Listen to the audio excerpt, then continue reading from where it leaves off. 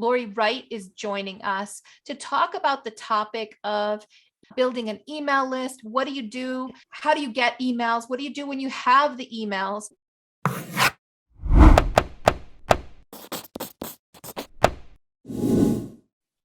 Snaps. Thanks. Hi, everybody. I see lots of familiar faces. So hi, Terry. Terry puts the camera on for me.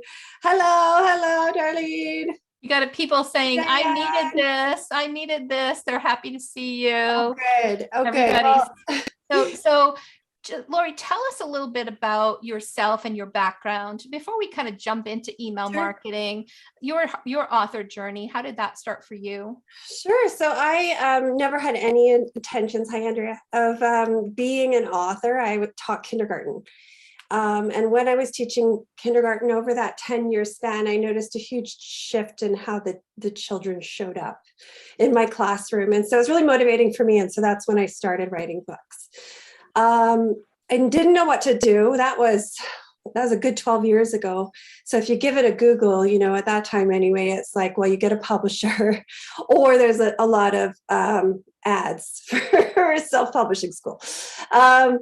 And so I just kind of shelved that first project, which was actually that project that you can see right there, and went about my life, got married, had 3 babies, did the stay-at-home mom thing, did the brain leaking out my ears thing because I was so bored at home with no outlets. And so I dabbled, and that was actually the very first time that I did an online class or learning. And it was so foreign to me. Pay somebody on the internet $100, like this, obviously a scam, but she was from my hometown and it was all about helping moms set goals and achieve goals. And I'm so glad I did it, because when I took that class so many years ago, like my main goal was I wanted to paint my front door because I have an ugly brown door. And she was, Laurie, think bigger. So, okay, well, I did actually write this book 8 years ago, and it would be cool to maybe see if I could turn it into anything. So, so grateful for that coach, because she really kicked me where I needed a kick to think bigger, dream better, and make stuff happen. And so within about 5 months, I had self-published that first book once I decided to go for it.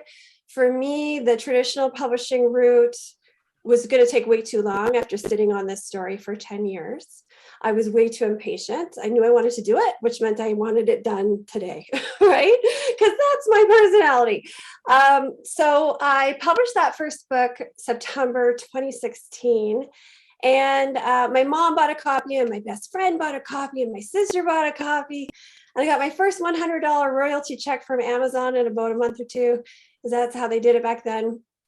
And then nothing happened. And I thought, well, that's just how that goes, right? Obviously, it was an okay book. It wasn't that great.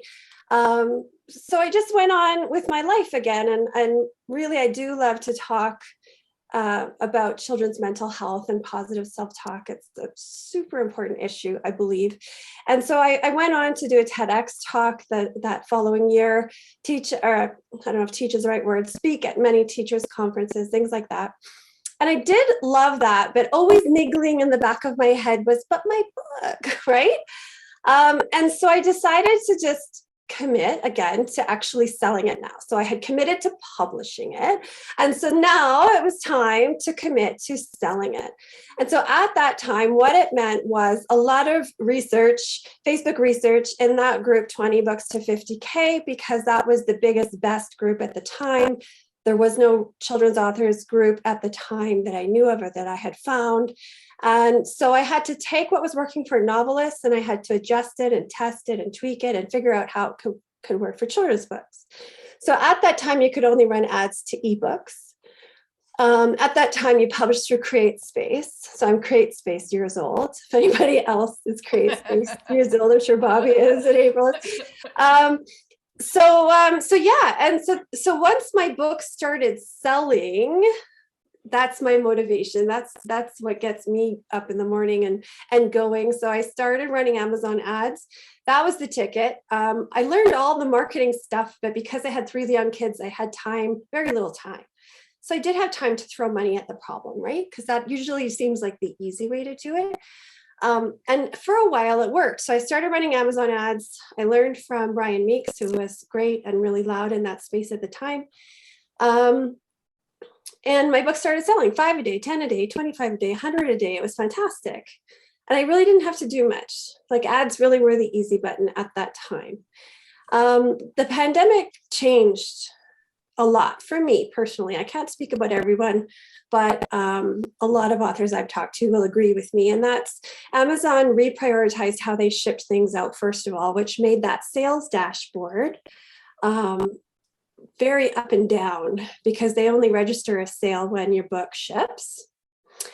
And the ads dashboard, the competition is fierce now, like very, very stiff. And in my case, I won't speak for everyone, but the ads just aren't reliable anymore. So I kind of run maintenance ads now, and that's all I do. I still get lots of people asking me to run their ads or do an audit on their ads. And I've just stopped because I don't want people paying me for something that isn't going to pay off for them. And that's just how it seems to be. And so what happened was, I would say fall of 2021, I kind of washed my hands of the whole thing. I had my easy button. I was throwing money, like to give you an idea, I was spending maybe 500 every 2 days on ads, but making a ton of money. Like it was working. It was great. And that's what people want to do now, right? But you're up against people who bulk print and they have an $8 profit margin. And if you're printing POD, you have about a $3.50 profit margin. So you're up against bids that can be $1 or even $3, not to go down the ads path, but it's just really competitive. So anyway, so fall of 2021, I decided it's not for me. It's not, I'm done with it. But I still love marketing. So what can I do just with marketing? I love to sell stuff. I love to use my words to persuade people to buy stuff. I love to help people revamp their copy, right? Like I always say now I can copyright. I can't creatively write anymore. So anyway, I took a very expensive email marketing class. And like my mind, like, what? This is even possible? And to be totally honest with you, the authors in that 20K to 50 group had been saying a lot of the same stuff years before. And I didn't have time or the inclination to listen, but they were right. They were right all along. And I'm going to draw out for you because I had my wires crossed and I didn't get like a pretty PowerPoint or anything. I have my old school whiteboard. Okay. So how many people are familiar with like the customer journey? Terry's like, yes, because you told me about it. And the other people, I just see whites and red. Customer journey, what that's talking about is like, where do they find you? And then where do they go next, right? So let's say that they find you on Amazon. Where do they go next? Well, if they buy your book, and if you have something in your book that leads, like if you have back matter and it leads to your email list or it leads them to your other books or it leads them to your website, maybe they continue on. But give me a thumbs up if you think that's really likely, a thumbs down if you think that's not very likely. And like in your experience with your book sales, maybe thumbs to the side if you're like, maybe. Yeah, Nancy's like, maybe, Pat. I missed Abel's down. Yeah. So you can pay money for ads or you can drive all your traffic to Amazon. But after they buy your book, they are most likely done. And it's certainly nothing you have control over, right? So let's say you use ads, Facebook ads or Amazon ads, and you drive traffic to your book page. And what you want them to do there is convert to a sale. And after that, well, they're done. Okay, that makes sense? Mm-hmm. Maxime, you need to go, please. Bye-bye. Thank you. Okay. See, on Thursday, I was going to set them up with their iPads and a movie. Okay. So now let's say social media. This is very old school. How do most of you run your social media? Where are you driving people to? You can type. Facebook. So from Facebook, where are you sending them to? My website. Your website. Okay. Trying. Yeah, yeah. Okay, just because I don't know if that's going to be backwards or not, I'm just trying to keep it really simple. So website, probably some of you send them to Amazon, right? Mhm. And if you have a website, you send them to your website. So now at Linktree, Kimberly says Linktree. Hi, Kimberly, wherever you are. Or to Linktree, which really what you're doing then is you're giving them so many options. So a lot of people do their Linktree. There's Linktree. A lot of people do everything they could possibly do in their Linktree. This is a Laurie tangent. You should have about 3 links in your Linktree. Okay. Because if you have follow me on Instagram, follow me on Twitter, follow me on Facebook, here's my book page, here's my website, here's my other book page, here's my freebie. People get there, and you can think of your own behavior when you're a user and you go to that and you go, that's amazing. That person has so much great stuff. They're a good person to follow, scroll, done, right? Because it's too much. But if you use your words, use your copy, and you have maybe 2 options, get my amazing freebie, which is not coloring sheets. Everybody say it with me. It's not coloring sheets. Get my amazing freebie, or maybe like go to my website. And when you send them to your website, don't send them to your homepage, because most homepages are not set up to convert very well. So send them to a product page, send them to your best-selling book, your only book, what have you. Oh, now I'm very large, April.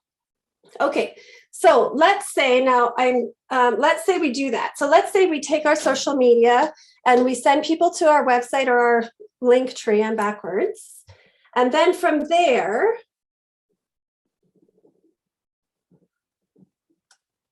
let me, sorry. When I taught kindergarten, I could write backwards and upside down. And okay, let's just say okay, let's write email properly. Is it backwards for you, or is it proper? It's forward. Awesome. Okay, so now let me stand right. Okay, so we send them to our email, or we started our social media. Let's say we started our social media. Either we send them to our link tree, or we send them to our website, and ultimately where we want them to end up is email. So your link tree might have some other stages. My husband's going to come through in a minute. It's going to be loud. Your link tree might have some other stuff on there, but ideally you should have one goal with that, one aim, and that's to get them on your email list. Because once they're on your email list, you can talk to them daily, weekly, hopefully not monthly. You can talk to them whenever you want. And the more that you do talk to them, the more engaged they're going to be and the better relationship you're going to have. It's okay. Thank you. Thanks for coming home. Okay, it should be quiet now. No more distractions. Okay, so they go either from Amazon, where they stop, or they go somehow through to your email list where you can talk to them over and over and over and over again. And so when you make a social post, the percentage of people who follow you who are likely to see that post, it's something like 5%. So if you have 100 followers, about 5 people will actually see your post. And it's not the fault necessarily of the algorithm or whatever. It's that there's, billions of people on Facebook. And so you can't see everybody's posts. It just doesn't work. Same with Instagram, same with everything else. When you email people, now it's still not 100%, but as long as you're getting anything more than 5% of people reading your email, that's still better, right? And so when you're on social and you post and you post and you post and you post, I want you to think about what do I want people to do from this post? Where do I hope that they go? What do I hope that they do? And that's when you're starting to think about your customer journey. Where do they find me? Hi, Mike. Where will they go next? Where am I inviting them to? And you don't need a huge email list. I get people talking to me and they say, I only have 400. There was an author this week. I only have 400 people on my list. Imagine if you were on a stage in front of 400 people. You might be peeing your pants, right? That's a lot of people. Or you might be doing a jig if you love to present. But that's a lot of people. And so if 5% of those 500 will share about your next book launch with their friends, will buy your next book when you launch it. Is that making sense about how much more effective that is? Yeah, I mean, so many people tell us we need to be having an email, and that it's the number one place that can provide you with sales. It's the number one sales opportunity. And I never really got that, because I'm thinking sales, send them to a sales page somewhere. Yeah. And I don't think about that email address as gold. Right. So right. Can you tell us a little bit more about You the bet. benefits of Yeah. an email list? And have you seen that converting to sales better than other methods? Yeah, you bet. So I'll talk about two things. So first, you said, sending them to the sales page. If your copywriting is not fantastic, or your sales page is not set up that well, or even if it is great and they buy your book, how are you going to get in touch with them again? How are you going to let them know when your second book comes out? You're going to cross your fingers and hope that they see a post, or hope that they come back to your website or something like that. So even if your goal gets met and they buy your book, it's still the journey's ending. Okay. So let's talk about traffic briefly. So traffic is eyeballs on your book, right? And that's really the top of if you want to speak like a funnel, a lot of people talk about funnels. The more eyeballs on your book or on your stuff, on your posts, etc., even though not everybody will buy, the more you have at the top, the more people, the more percentage, the better chance you're going to have sales. That makes sense, right? Mm-hmm. Even though my words weren't that great there. Okay, so when you think about traffic, when you think about that great big piece of traffic pie, the most quality traffic you can get is actually podcast listeners. So if you're listening to a podcast, you have to go to your phone. You have to open Apple Music or Apple Podcasts or Spotify or wherever you listen. You have to search the title you want or search the topic you want. You have to plug yourself in and you listen. And most people do listen like while they're doing dishes or laundry or walking or what have you, but they are an engaged audience person to that podcast, right? They had to take 3 or 4 steps to get there. They're very purposefully there. And so they're paying attention as they listen, even if they're only, even if they're doing some other stuff, they're paying attention. So that's like your top that's actually your second top quality. Your third top quality would be same idea, but like blogs where people have to kind of search and find it, or they follow it and they get them in their email boxes. Facebook groups that are really engaged. YouTube channels like April's where people know of them and purposely go and type it in because they want that information.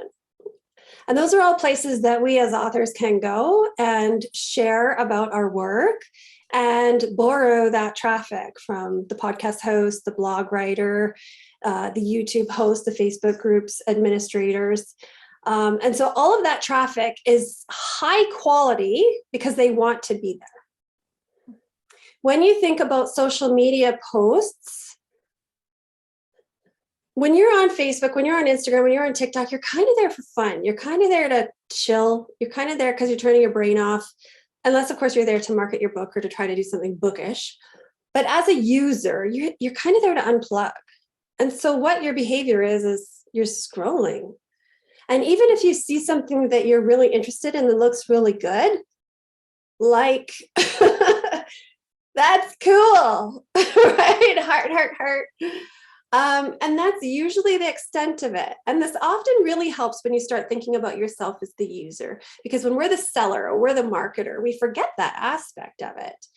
And so really always think, would that make me stop? Would that make me go to the link tree, follow the link tree, go to the website, check the person out? Would I buy? Would I not buy? Would I sign up for that email? It would have to be something really good, right? Like it had to be something like April says, hey, you want to learn email marketing for free? Come on over to my work group. Usually you have to pay, but tonight you can get in for free. You're like, yes, sign me up, because that sounds good. That's not like, that's good stuff right there. Okay, so my point is that the traffic you get from social media, that's the kind of traffic you usually get. Like, oh, look, that's so fun. Scroll, scroll, scroll. That's it. And so it's very low quality traffic from social media. But where do we all start? What's our first go-to when we start marketing? What do we think is the be all and end all of marketing? Because we don't know. So it's not our fault. We all start somewhere. And most of us are marketers or salespeople or whatever. We all started social media because we're already on it. That's where our friends are. That's where we hang out. We see other people posting. We see other salesy type posts. So we just think that's what you do. And I mean, you can use that as a strategy. But if social media is not the love of your life, if you don't want to be that influencer type person, if you don't have a social first strategy, that's not where you should be showing up most of the time and spending your time and your effort. All right, makes sense. I can't see everybody now because I just see. Okay, so the top quality, even above those podcast people, are your email list people. Because they have said, you know, April Cox, I've been watching you for a while, and that guy last night almost got me, but this lady tonight with his email, this got me. I'm putting my name in, I'm putting my email down, I'm showing up. Thank you for introducing me to Laurie. Now you have this engaged person on your email list, and the worst thing you can do is say, don't worry, I'm not going to bother you. I'm just going to come once every 6 to 12 months when I have a book to launch and ask you to buy it. But other than that, don't worry. I hate email too. I'm not going to bother you. That's the worst thing you can do. Don't even bother if that's your attitude and that's what you're going to do. Okay. Yes, Kristen, you do not have to do social media. I will say I'm not giving you a free pass, get off social media altogether. Okay. I do have a system where you just kind of set your foundation, you schedule it, you recycle them, you're there if somebody happens to find you or search for you. But no, we all have this love-hate relationship. We all kind of love the puppy videos on TikTok, but we all hate creating our own content and like hoping, right? Oh, that was such a good post. It took me 3 hours to write the words and to make that image pop, and it's gorgeous. It's so scroll stopping, but nothing. Mm-hmm. So email is the best because that audience knows you, is used to you showing up in their inbox. So I would say a minimum of once a week. And that's not because I'm a fan of getting crappy emails. That's because if people don't see your name on a regular, consistent basis, they're going to forget who you are. And so then when you show up once every 6 months with a, hey, buy my book, they're like, have you ever done that? Why am I on that list? Unsubscribe. Report. I do that sometimes. I'm like, wait a minute, how did you get on my email list? I shouldn't be, or no, backwards. How did I get there? I shouldn't be there. And then I'm just a little ticked off. And so immediately I unsubscribe. Yeah. I like the way that nobody is emailing their list once a week. And that's okay because it's hard. And I think sometimes part of it too, Laurie, for me is to know what to write or to feel like, there's so many great marketers out there with this great conversational storytelling and subject lines that just stop people. And that's not me. I'm not a natural marketer. So knowing, sometimes I look at my open rates, or at the beginning, I'm getting better now, but I would write emails and I'd have such a low open rate. It wasn't effective because I wasn't effective. Yeah. So what kind of tips can you give us on how to write good emails? What do we write about, and be able to kind of grow that email list so that people aren't disengaging altogether and unsubscribing immediately? Mm-hmm. Yeah, it's tricky, isn't it? I think a lot of times we get in our own heads and we think, I'm a writer, so I need to write this killer email that's 900 words, and it's going to be fantastic. And the truth is, often the shorter the better, just because people can read it. So something that I think probably April people probably do with some of your stuff is like, that's good stuff. I'm going to put it in the April folder. Oh, there's April folder. There's April folder. Right? Because it's great stuff. They want to read it later, but they never really get back to it. Totally guilty of doing that. I have lots of people that I subscribe to their email list for copywriting and things like that. But you know what? I'm not helping their open rate or their click rate or anything like that. So as far as writing the email, I want you to think of sell the click. This is just like the point of, thank you. Thanks. The point of your email is to get them to do something. And it's like, I'm just going to say it. You're kind of training them to read your emails and click, read your emails and do what you're asking them to do. So that when it comes time to join your launch team or buy your next book or to review your book or to do whatever, they're like, sure, I'll do that. Click, no problem. And so our emails should generally be shorter than what we expect they should be. And the clicks. And like, I'll be honest, April, I'm still learning. I'm always learning. And so forever I was like, click here and I would hyperlink it. And since I've started like, it's like, I don't want to say clickbaity, but a little bit more like, you won't believe what happened next. Or yeah, I'll get to that account. Thanks for reminding me. This was amazing. This 3-minute read changed how I think about whatever. And then that sentence is what is hyperlinked. Does that make sense? Mm-hmm. Yeah. Okay. So instead of like, does anybody else here do like the click here to read more? Click here. And so that's just a little copywriting trick when it comes to your emails, but shorter. Your purpose should be to sell that click. So even if like a lot of us have made a lot of content over the years, April, my goodness, you've made a ton of content. Do you ever go back and share that? Because you could almost, especially like somebody like April, you could almost stop making content for the rest of your life. Share and you could say different videos and yeah, like start with Throwback Thursday. And then you could link to a YouTube video, a Facebook post, Instagram post, or whatever you have, right? Mm-hmm. A blog. Throwback Thursday to that time I wrote about whatever, becoming an author, right? Or whatever it is. And then you share it. And so often what we do is I'm so proud of that blog post. It was so fantastic. That took me a whole week. Now I got to write the next one. Now I got to do that. And we forget to share it. So in the emails, it's a great place to just remind people of the content you've already created. Mm-hmm. And it is, you should, like some people feel, I've seen jobs for email marketers that say like, I need an email marketer that really pays attention to the unsubscribes and I don't want any unsubscribes ever. But there is always like a churn because in one season, like if you think of your book, it's for a 5-year-old, the parent of that 5-year-old doesn't necessarily want to still be hearing from you when their kid is 8. Right? So there's like a natural evolution. If there's no more kids, if it was a teacher on your list and they're not teaching that grade or they're not teaching anymore, unsubscribes are not like a bad thing. It's good because it means that they're paying attention. So like how I was saying, if April's emails always go to her folder, those people aren't unsubscribing, right?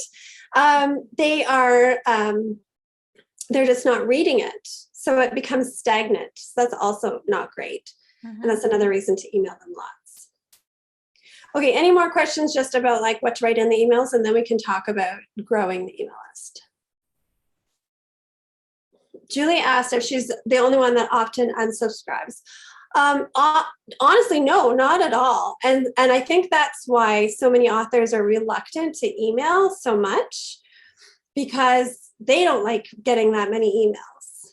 And so you'll see some marketers have set it up, only want to hear from me once a week, click here. Right. And that's a nice way to do it if you still want to learn from them or hear from them and keep in touch. But lots and lots of, A/B testing has been done. And if you are after sales, then sending more frequently gets more sales. So the people like you, Julie, like if you're going to unsubscribe, and Kristen, if you're going to unsubscribe from those, chances are you were never going to buy from those people. And so I know it's You're not like, valuing their content. And yeah, it for me seems kind of personally, cold. I want people on my list that are going to value the content that I put out. Right. And, maybe they come in because I gave away some freebie and then they don't want to work with me, or they say, you know what, this is all I needed, unsubscribe. Some people will even do that. They'll get a freebie and then just unsubscribe immediately to the list because they don't want the spam. Lots of people do that. Yeah. Mhm. Kimberly had a good question. Are there certain features that make your emails less visible? So yes, we call that deliverability. So Gmail, Yahoo, Outlook, all those things are like the people who control our email. And they have algorithms much like social media does. And so, and they're smart. Gmail's filters, they're called, like they are so smart. They are constantly evolving. And it's really common for everybody to land in spam or the promo folder. And then people might never check so they might check spam because they know it's there weekly and delete it. Often that promo folder, people don't even know it's there. And so they just totally ignore it. And if you land in the promo folder, then they're just never going to see your email, which means it never gets logged as opened or read. And that's a deliverability thing. There's also some ESPs, the email service providers. So that's MailerLite, ActiveCampaign, MailChimp.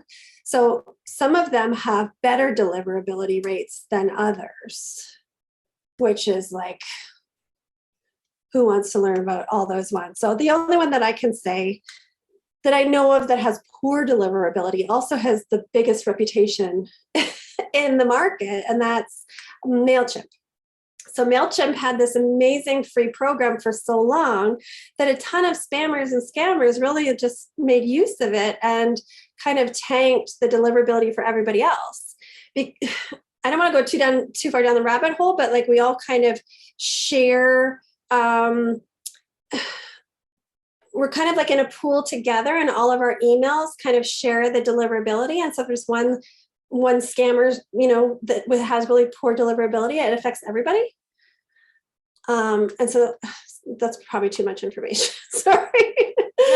No, I have heard the same about MailChimp, and because so many people are using that and flocking to that, it's great to have other options. Are you able to share with us a little bit about the tools that you use to help you with your email? Yeah, you bet. And if anybody's on MailChimp, don't feel like, oh my gosh, I'm on the worst one and everything's horrible. It's not. They've made some steps to change it, and they don't have that amazing free tier anymore. And so they actually have people leaving it a lot because they don't have that free tier anymore. So what I usually recommend is MailerLite. They have up to 1,000 subscribers for free. It's a very nice user interface. However, last week I got an email saying they're changing. They're changing it just like everybody always does. They're upgrading or updating or whatever they're doing, and their plans will not remain the same. So over 1,000 to I think 2,500 was only $10 a month. And I don't know what the prices are for the new ones. So my favorite is ActiveCampaign, but it's kind of like using WordPress.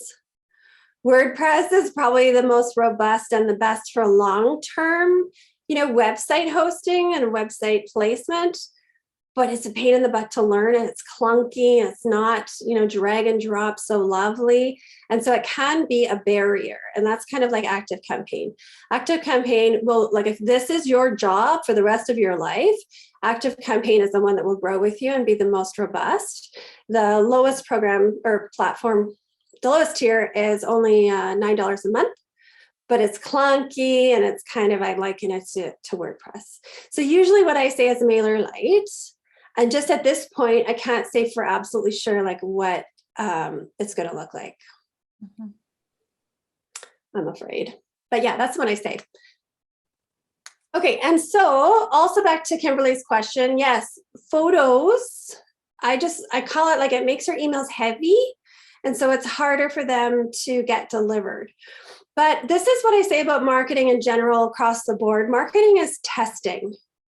You can't come to me and say, give me a foolproof solution or strategy and set it up for me and then walk away and I never have to change it or do anything, because that's not the way the world works for anything. Everything changes. And so with emails, if you have a pretty consistently good open rate, people are engaged, they click, they reply to you. You can send, like I send gifts because it makes them fun. So I send gifts. You can send small photos, but you know, like how you get that Old Navy email every single day, speaking of too many emails, but they have pictures, or other retailers, sometimes like the dentist or the doctor, you know, or whoever you get your emails from, they're very picture heavy. So the only way that they can do that and really be successful is because they have enormous mailing lists, right? So us, with our 100 people on our mailing list, like every subscriber means something and is important. And we want as many people to get the email to start with, and then open it and click it, read it, all that kind of stuff. So you really, in the beginning, do want to limit your heavy stuff. So links don't necessarily make it heavier. But if you have, it's kind of like your link tree. So let's say you say, and it's so easy to do because you're like, all my stuff, verbal diarrhea, written down in the email, go here, go here, go here. Because you're like, well, what if they're not on Facebook? I need to show them my Instagram too. What if they're not on either of those, but they're on TikTok? I need to show them my TikTok too. But it's just too much because they don't know what to click. It's like decision fatigue, right? Especially if they're opening at the end of the day, they're done. And so it's just, you want one link. Now you might have seen emails that have the link like 3 or 4 times, even same link every single time. What those marketers are doing is they're just making it so you don't have to scroll back up. They're trying to make your life as easy as possible. Here's the link. Here's the link again. PS, here's the link again, so that you don't have to scroll back up, because I know if you have to scroll back up, my chances of you buying are going to go down. Mm-hmm. So it is fairly strategic, and I know it feels kind of like cold, but at the end of the day, you're not going to do this forever if you're not going to make money. But also, if you're not making sales, making money, children are not reading your books, right? Mm-hmm. And so it all ties in together. So if your end goal is for more kids to read your books and benefit from your books, this is the stuff you got to do to get them out there more. So Laurie, would you start with, say you're consulting with a new author and you're trying to help them get their email strategy in place. What kind of strategy should they be thinking about? Are they, how to get people to their email list, what kind of posts? Where do you usually go with that type of consult? Okay, so let's talk about that now. So your first 100 subscribers. Your first 100 subscribers are going to be like your friends and your family, and that's okay. And before you start asking them, you don't want to just say, hey, you want to join my email list? I don't know what it's going to be about. Probably your friends and your family would actually join that, and they'd be okay with that, right? But first back up and think, what am I going to write about? And that's tricky. So that's thinking, who's my perfect audience? Is it a parent or is it a teacher? Is it a mom or is it a dad? Is it a therapist? Like, all books are not for everybody. You really, really want to narrow it down as much as you can. And maybe your book is written for 5-year-old nonfiction fans. And so your perfect buyer reader is a parent of a 5-year-old nonfiction fan. And think of that as a bullseye. So at the center, you're aiming for parents of 5-year-olds who love nonfiction. But if you miss and you get parents of 6-year-olds, I should draw this on the whiteboard. I think you can all picture the bullseye though, right? Or you get teachers of kindergarten teachers, or you get librarians, that's okay. But if you're speaking to those parents of 5-year-olds, you're not ignoring or neglecting those other potential audience members, but you are really honing in on your perfect person. And we don't need 1 million perfect people, right? For us, we need a good 1,000 and we're good. Okay, so let's keep going with that example. So your book is written for 5-year-olds who love nonfiction. So what will, and let's go even further. Is it sort of animal related, nature related, like dinosaur history? Does anybody want to throw out something? You can tell me something that's like your book if you've got that dialed in, and then we can use that as an example.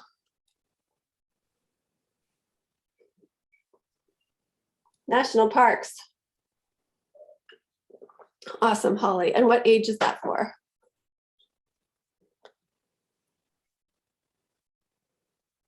4 to 8-ish. Okay. So now I am Canadian, so I'm going to botch any geography that we have to reference.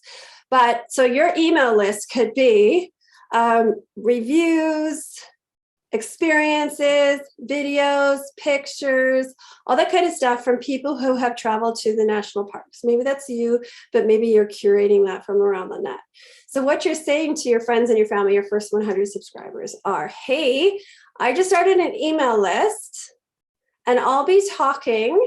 Now, if you know you're going to be weekly, then say it. I'll be writing weekly about people's experiences in the national parks.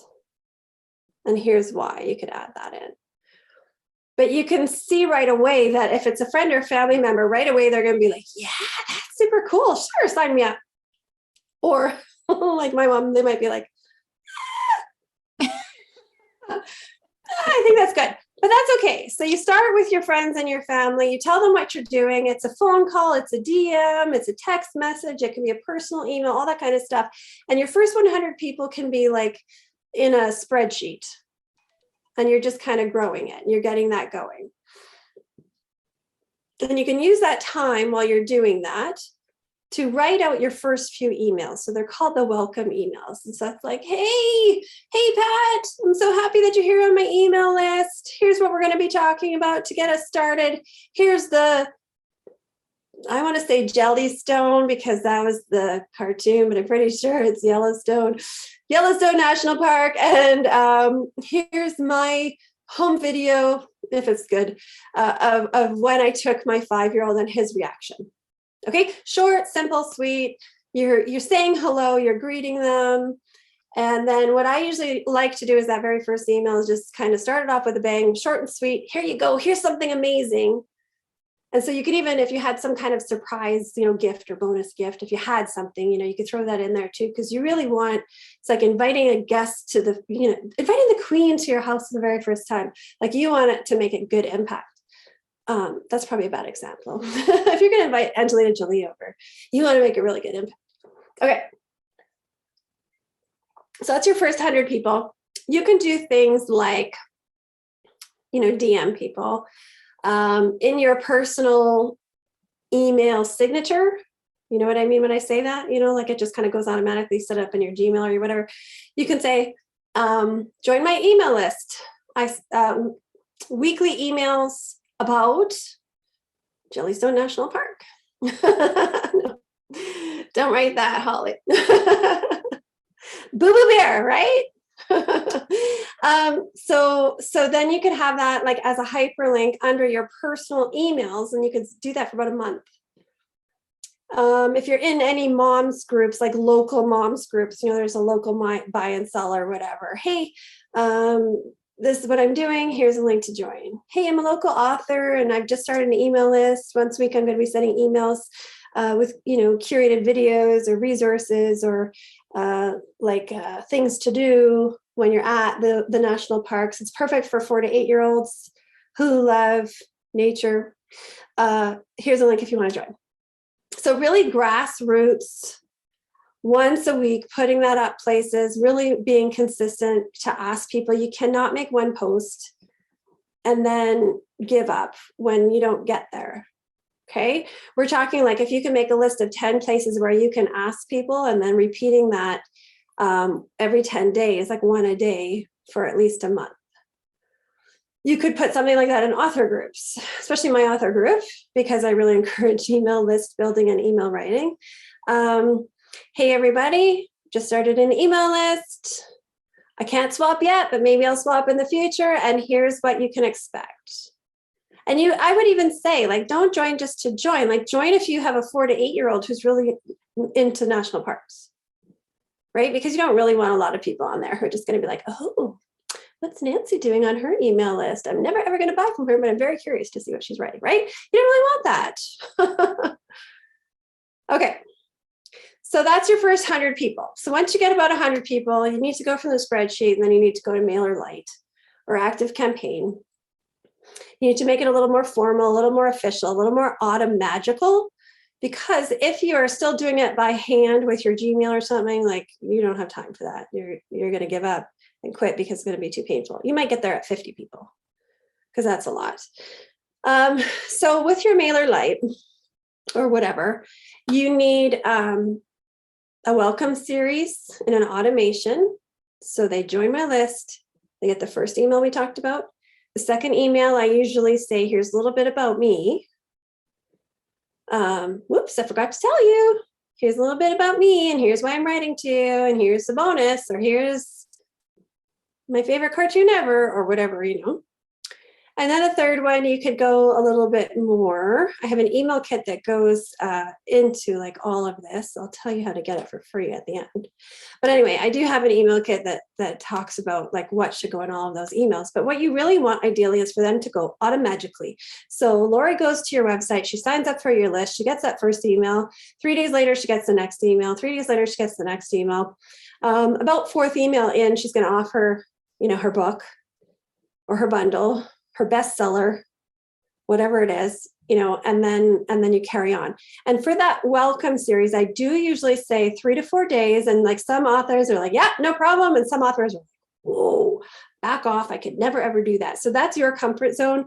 I say every 3 days for that first welcome series so that they get to know you, so that they get familiar with seeing your name.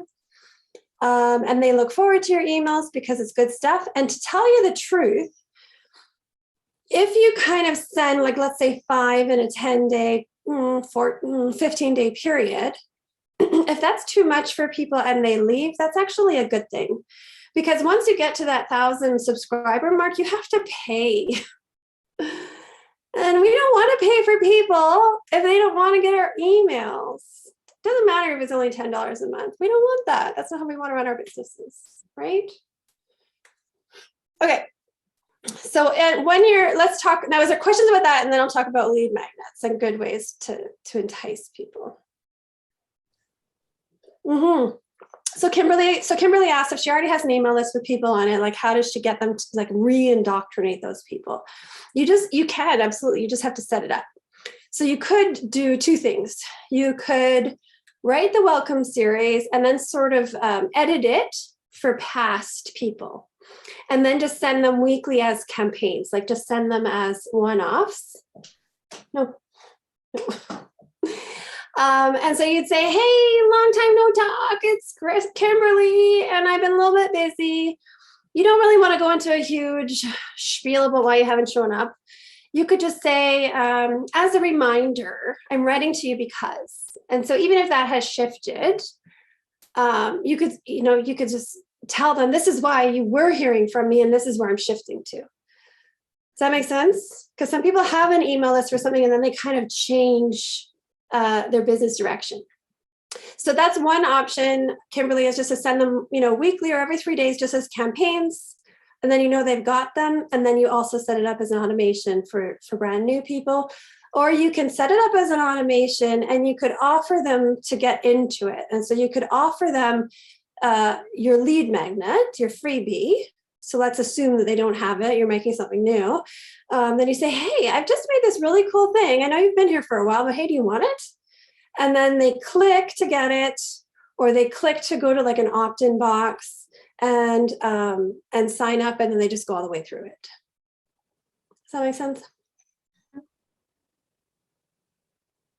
So Vivian asked, how many months or weeks worth of email do you suggest? So to start with, like I had an author that I'm coaching, she just did 7. So I had suggested 5. She ended up with 7.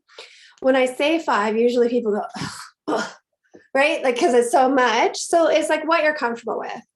The more, the better, because it's going to save you time and effort down the line. Does that answer your question?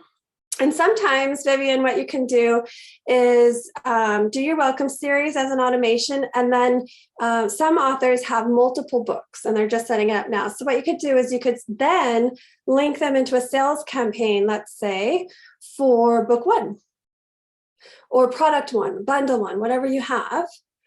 And it's not like buy my thing, buy my thing, buy my thing, right? It's a little bit of a story of maybe why you wrote it, a little bit of story. And then the second one could be a review or a testimonial.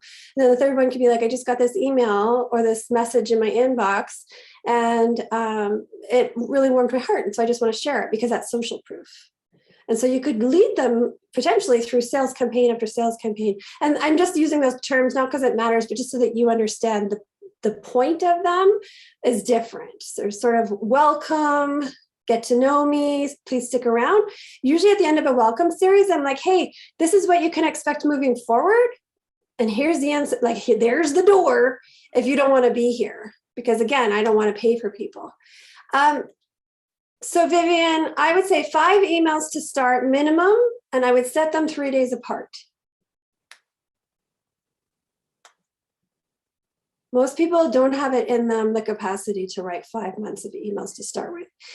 Vivian, have you been writing for a while? Like if you've been writing emails for a while, but it just was a bit of a spaghetti on the wall strategy, you didn't really have automations and you just but you've been doing it for 5 years, you can go back and you can look at your best emails, the ones that when you read stuff and you're like, that was really good. Who wrote that? That was actually really good. Take that really good email, or maybe it had a really good open rate or a really good click rate, and put that in your automation. So it's kind of like how your content, you make your content and then it dies. Don't let your emails die either. Like copy them, put them into an automation. Okay, any other questions? And then we can talk about good. April, are we done now? If you're willing to stay with us a little bit longer, I am glad to extend that. And okay. I can hang out longer with my work group later. I see Nancy has her hand raised. Go ahead, Nancy. Hi, instead of typing this, I just want to ask. So if you're speaking to a group and you want to try to capture their emails, yes. Do you direct them to the website to sign up, or do you just have a sign-in sheet, or do you have a QR code? And how do you verbalize? Do you just say, hey, I've got a freebie? Yeah. What's your freebie? What's the verbiage? What's your freebie, or what's your book if you don't have a freebie? So my book is an early chapter book about, it's centered around neurodiverse kids, and it's trying to get kids that might be striving readers, struggling readers that, yep. The freebie might be like something to do with the book, or maybe something to do with calm down strategies or something like that. Or okay. And are you talking to parents, teachers, or are you talking to the kids? These are going to be teachers at the okay. Reading Association. Yeah. Okay. So let's say you're on live or Zoom or whatever. So in person. Yeah. Okay. Awesome. Okay. Hey, everybody. I've gone through my spiel, and I brought something really special for you today, because I know that teachers have a really hard job, and I know, and you can kind of wink at them like, I know that what you really want is something I can give you today that you can take into the classroom and use tomorrow. So I have something for you. I've gone ahead and I've recorded this book, so you can put it in a center, or you can put it up after recess when the kids get minute, or you can put it in on a Monday morning, and you can fire it up. Let's say you have a video book. So I've actually put the audio to the video. So you can put the video up on your smart board, and then you have the audio. And then when you're done showing that, kids can go and listen to it on their own if they want, in a reading center. Does that sound like something you'd want? Yeah. Okay. Super easy. Okay, everybody, I have a QR code. See if your phones will work. Will they work? Okay, that's not going to work. Okay, I have a really easy link for everybody. nancyroop.com/audiobook. nancyroop.com/audiobook. Third option, bit.ly/Nancy audiobook. And you can have a couple options. And if there's going to be some people who will struggle with the QR code or whatever, you know what I do is I take it as a teaching opportunity. I'm like, it's so easy now. It used to be so hard. Open your phone. Here's what you do. Press that. Hold it up, everybody.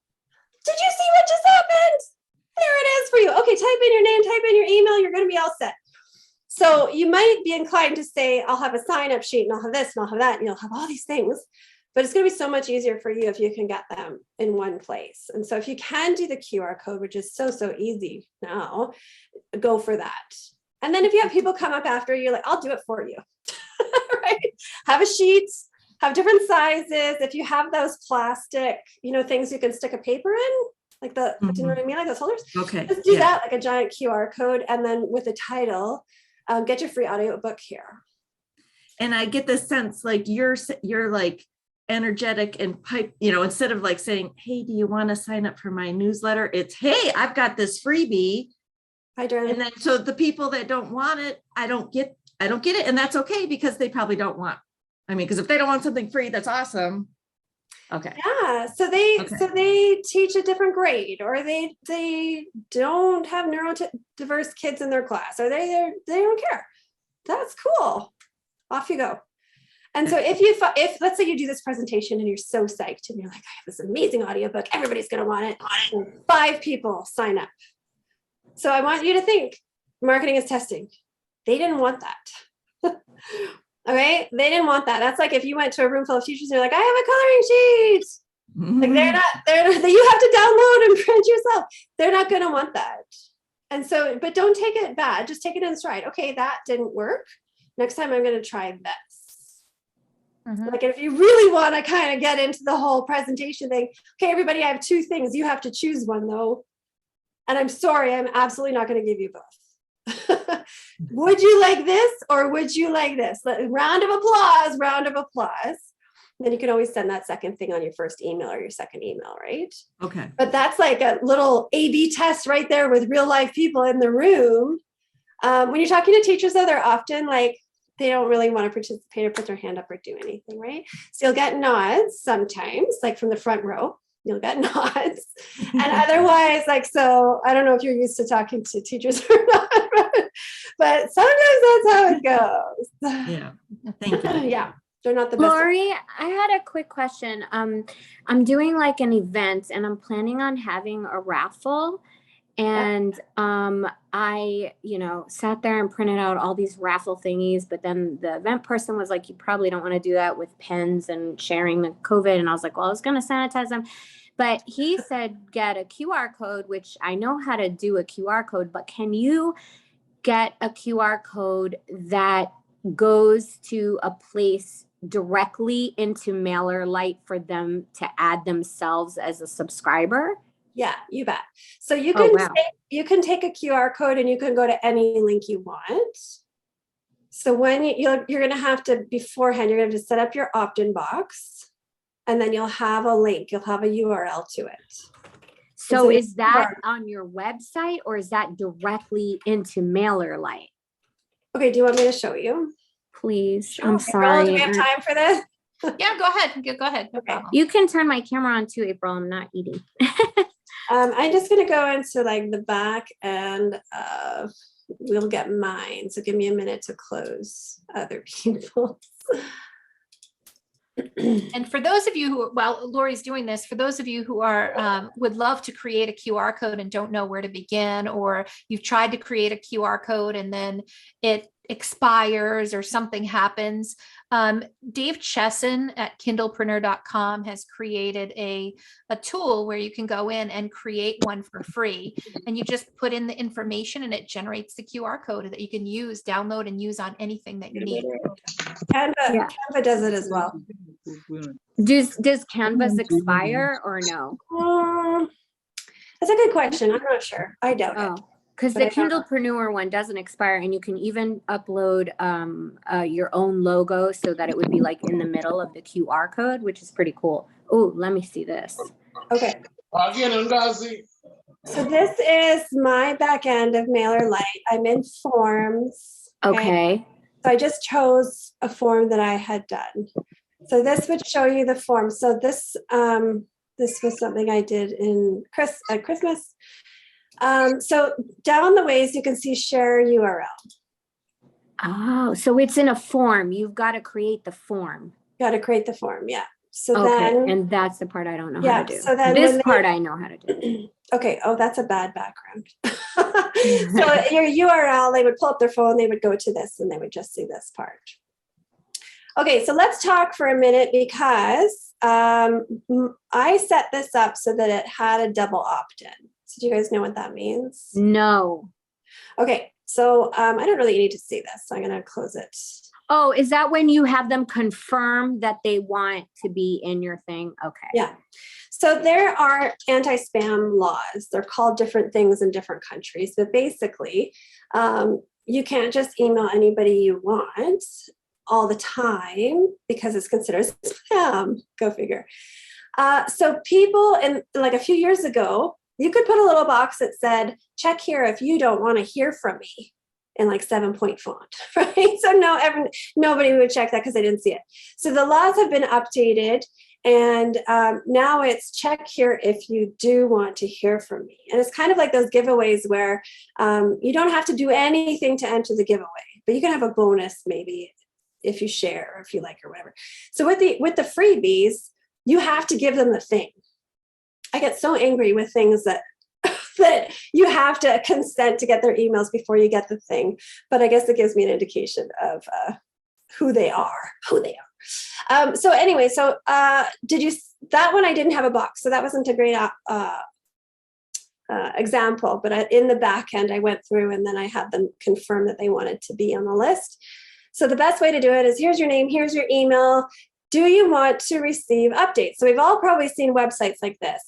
Subscribe now. Get updates. So put your hand up how many times you have put your name and email in to get updates. No, Edie. No. Now put your hand up if you want free email training weekly delivered by email. Such a difference, right? And so often, like, don't feel bad if that's what's on your website, because it comes like pre-installed in a lot of websites. And if you don't know, you don't know. So if you know now, though, when you know better, you do better, right? So now you go to your website and you take off that even that button that says subscribe now. None of us want to subscribe because we've all been trained to hate email. So none of us want to subscribe to anything. But do we want to join the Dinosaur of the Week Club? Kinda. Do we want to join the National Park of the Month Club for 4-year-olds? Yes, we do. Does that make sense? Like, if you are really clear and articulate what it is that they're signing up for, chances are they're going to do it. So let's say you have National Park Guide as your freebie. You know, here's a guide to all of the national parks. Oh, that sounds excessive, but all the national parks across your state or your country. And while you're here, would you like to sign up and get weekly, more detailed information or video reviews, or whatever you're going to do? Would you like that weekly in your inbox? Yes. Yes, I would. Yes, I want this. Sign me up! Exclamation mark. You can make it kind of funny, right? But you do need that opt-in. So it's called a checkbox in MailerLite. You do need that. And if people don't check that, then you're not supposed to email. The double opt-in causes grief and there's 2 schools of thought. So I'm just going to tell you the 2 schools of thought, and then you can decide. So double opt-in is when you've said, yes, I want that guide to national parks. And then you get an email that says you have to confirm your email before I'm going to send it to you. And so some people make it funny and they're like, please confirm that you're human before I send this to you, right? So some people do that, which is at least kind of funny, some clever writing.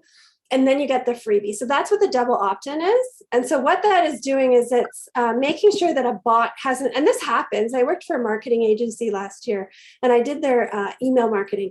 And all of a sudden I would get like 100 wonky email addresses with normal names, if you can believe it. So normal names that would never cause you to raise an eyebrow, with email addresses that were obviously spammy. So letters and numbers, at gmail.com.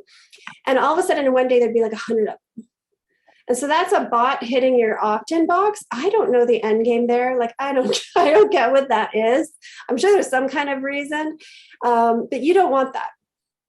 And so that's why people use those reCAPTCHAs. And that's why people do the double opt-in. So the people who go through the trouble of saying, yes, I really want your weekly emails on cooking with kids, healthy dinners, healthy snacks, whatever it is. I really want that. So I'm going to click that confirm. So the theory with that strategy is the people who go through those steps really want to be there and are much more likely to buy from you and to stay engaged. But we've all been those people who download freebie. I don't really care about you or what you're selling me. It's too much information. And so I'm just going to unsubscribe or delete or get off your list. The worst thing, it can be a stagnant so that you just delete and never open. you really do want people to unsubscribe if they don't want to be there. Thank you, Laurie. You're I'd welcome. love to give you a few minutes to just talk a little bit about the offering that you have, because I know you're doing some things for authors. If you'd like to focus on how people can get in touch with you and what is your great offering that will drive people to your email list. Yeah. So now I don't have any links ready for you today because I did think I was doing this on Thursday, so my apologies. But I have created a website called marketingforchildrensauthors.com. And so there's a handful of things visible on there, and then quite a lot of things that are not visible on there because it's overwhelming how much stuff I have on there. But what I'm in the process of working on, thanks, April, is how to build your email list. And it's not like the what and the theory and the why. It's the how to. So what I talked about today was like that first 100 people. And what happens next. So this is a course that I'm building right now that will go through what happens next to get from 100 to 1,000, etc. And right now I'm building it. So I do have quite a bit there already, but it's going to be much more. And so while it's being built, I'm offering it for half price. And so I don't have that link for you, but I can give it to April and she can send it out for the replay if that's okay. Wonderful. Yeah, Yeah. that's great. Thank you. You are welcome. I think you have to do the www, Alicia, and I have tried to fix that and I have let it go for my own sanity. Oops. Sorry. I just messed up again. Sorry. I'll do it again. www.marketingforchildrenauthors. Yeah. Children's authors, right? Childrenauthors.com. Just the longest one you could get. Yeah. Yeah. So you're not going to see the email product on there. You're not going to see the email kit on there. I am offering the email kit free this week for people who join the membership. So I don't know if that's okay. Yeah, and I'll tell you, I highly recommend. I love getting Laurie's emails. I don't know, maybe I'm crazy, but I like drag them over and I do like read them and I laugh. They always make me laugh or chuckle, and it always is a great example of how to write a great email. She's a fantastic copywriter, always has great things to serve authors. So if you go to Laurie's site, I highly recommend you sign up for her email list. You will learn just getting her emails. You're going to learn how to write better emails and better subject lines and all of that good stuff. And I'd love to absolutely for myself as well, get access to that course once you have it available, Laurie. So yeah, I'll pass along that email and save all of the folks that are registered today will get a copy of the replay as well as that email as well, that list you want to send us. Okay. So I see a question coming from Kristen about how does doing all these things be more profitable than creating more paid content? So Kristen, what kind of paid content do you mean? Like ads? Oh, sorry. No, I meant like writing another book. Yeah. I have very limited, obviously, this is a side passion project, so trying to figure out how to make all the time to be keeping up with the emails, and then if I'm making all this content that I'm giving for free and I still only have my one book, I guess I'm just having a hard time, how am I going to make a second book or more things that will get actually money to me rather than just, that's why I'm having a hard time, trying to just figure this out. I'm still not quite understanding. Yeah. And it is hard when you have one book and you have a profit margin of $3.50, right? It is hard. So what I usually talk to people about is a bigger strategy, which is rather than having just your one book and having it on Amazon where that customer journey ends, is having your website, which is, an investment in time for sure and energy, having it on your website and creating more than just the book. So digital downloads are the love of my life because you don't have to ship anything. So don't think plushies, don't think bookmarks, don't think stickers. Think audiobook, video book, curated content. Even, I don't know what your topic is, but even here's my curated list of the top 5 books that are perfect for kids with anxiety that you don't know. And so you're thinking maybe creating content like fancy hours and hours. What I tell people is 3 hours max. And I know Andrea and Terry will be like, no, you say that, it's not possible. That should be your goal. And maybe if you set your goal as 1 hour, then maybe 3 hours is what you get it done in. But people will be interested in something like a curated list of a very niche, topic, if that works for you. And if you're thinking of shorter emails in once a week, I know it's a lot. And for your $3 profit, it's a lot. So you kind of have to think bigger. And so you might be at this point where you don't do this quite yet, but you're thinking, you're ruminating, like, how will this go? And then maybe you will write your second book. And maybe at that point, it will make more sense to you. And you'll put them together and it will be a 2-book bundle with the audiobook and the video book and some other stuff. Right? There's a lot of potential. And I feel like we really get limited by our own thinking, by our time, because we don't have any time, etc. Money constraints, all that kind of stuff. But the sky's the limit when you start kind of thinking outside the box a little bit more.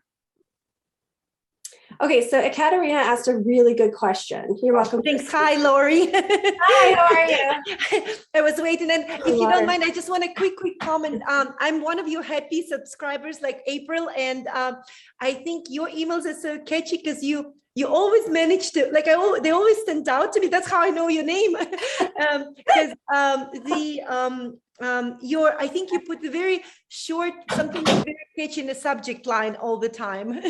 Like I want to always click and open, So and April had asked about subject lines. And so a good practice to try, again, time, energy, effort, but is to split test your subject lines and then keep track.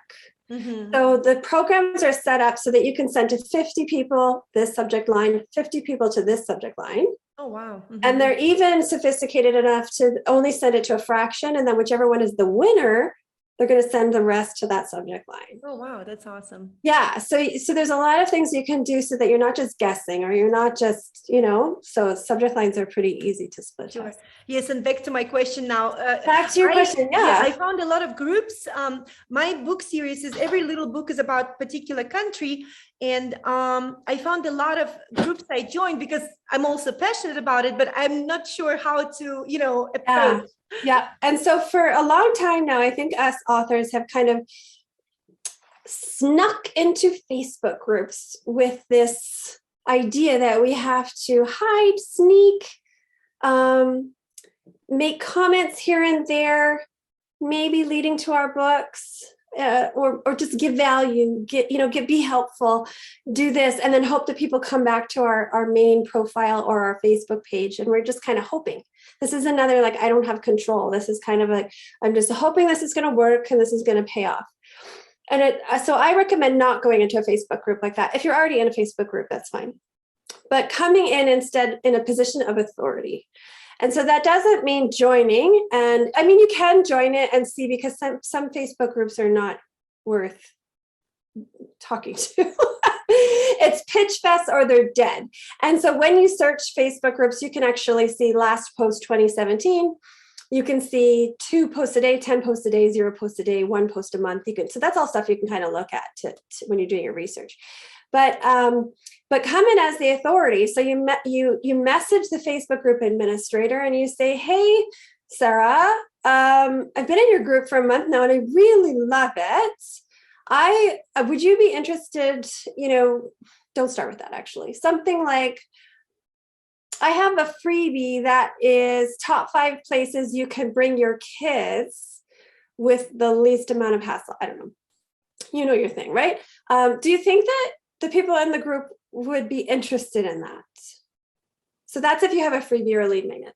If you're more like you want to give presentations like Nancy, so then it might be, hey, Sarah, I've been in your group for a while and I really love it. And I was wondering if I could come in and I could share the top 3 tips for how to travel with kids in the group to people, like in a Facebook Live or something, or just in a detailed post. Would that be okay? And so what I usually coach people to think about is, how can I make them look good? How can I help them? So that's the podcast host, the blog host, the Facebook group administrator, the YouTube host, like wherever you're going, how can I make them look good? Because if I can make them look good, they're going to like me. They're going to say yes to me. They're going to invite me back. They're going to be happy to share about it, all that kind of stuff.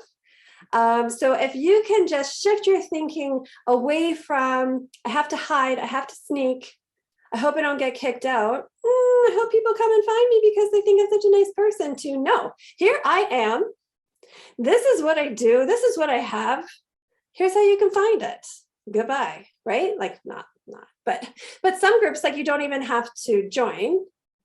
You could just say, hey, do you think, I'm not in your group, but do you think that the members would be interested in this? And you'll get people saying no, and that's fine. This is called like pitching, right? So you can pitch to have a blog interview. You can pitch to come into a Facebook group, all that kind of stuff. And the truth of pitching is nobody's going to answer you on the first one, or almost nobody. They might read it and nod their heads and really like everything that you have to say, but everybody's super busy, busier than they've ever been before. They're going to keep on scrolling through their emails, or they're going to delete it because maybe it's spam. I don't know. I haven't heard of Ekaterina before. I'm not sure. Then you send them a week later, you send them follow up. Hey, I'm writing to you again. I wrote to you last week, just getting in touch, and the second email or DM is when they start thinking, oh, maybe she's a real person. Oh, I kind of like what she's saying. Maybe I'm interested. Maybe I'll go look at whatever link she sent. Chances are they're not going to respond. Speaking as somebody who gets pitched a lot and badly, the second one makes me think, oh, right, I remember that name. The third one makes me go, crap, I meant to write back to them. I'm going to write back to them right now. I'm going to write back to them just to get them to stop writing to me. Or, I'm actually interested in what they're going to say. So the first one you send is the hardest on your heart, but you got to send that first one in order to send the second one and in order to send the third one. Mm-hmm. So don't give up if you send one and they ignore you. DMs are tricky though, because you have to make it short, right? It can't be like a book. Think teenage girl on Red Bull. Not quite teenage girl on Red Bull, actually. Just think like maybe regular teenage girl. Hey, literally send. My name is, right? Because that's how people read in their DMs. I'll employ my preteen one. There you go. Thank you so much. So nice to meet you. You're welcome. You as well. Thank you so much for doing this for us, Laurie. I really appreciate your time, and I'm sorry for the mix-up with the day. I'm glad we're able to pull it off, though. Me too. Thanks for having me. It's always so fun to come and talk.